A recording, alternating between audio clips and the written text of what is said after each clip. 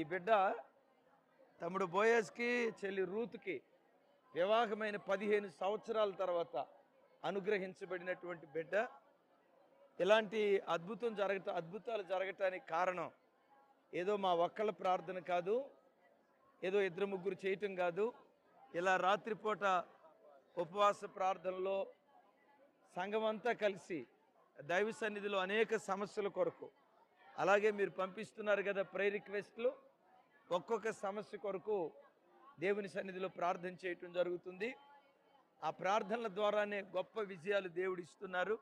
ప్రభువారు అన్నారు కదా, భూలోకంలో మీరు ఏది బంధిస్తారో పరలోకంలో అది బంధించబడుతుంది, భూలోకంలో మీరు ఏది విప్పుతారో పరలోకంలో అది విప్పబడుతుంది అని వ్రాయబడినట్లుగా ప్రపంచాన్ని కదిలించగలిగిన శక్తి జీవము కలిగిన దేవుని సంఘానికి, సంఘం యొక్క ప్రార్థనకి దేవుడు అనుగ్రహించారు.